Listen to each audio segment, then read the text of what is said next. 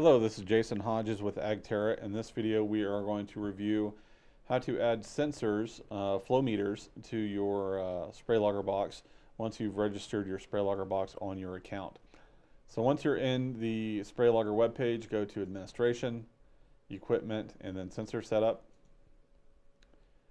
From here, if you have a number of SprayLoggers, you'll see them up on this list. You can also narrow that down by typing in some of your SprayLogger serial numbers. There you go. And so I want to add a flow sensor to this. I can hit my plus button, determine what port I want to assign it to on my SprayLogger box. Now this is where you're going to enter in the minimum gallons per minute of your flow meter, and that should be in the documentation of your flow meter. And then what your K factor is, how many pulses per minute or pulses per gallon is my K factor for my unit. In this case it's 250 pulses per gallon, and then I can hit add new.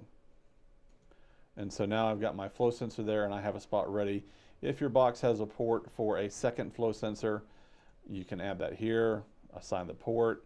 This one is 2.5 GPM at 150 pulses, and then I can hit add new. If I want to go through and delete one of these, I can just hit my delete button, and then that will get rid of it.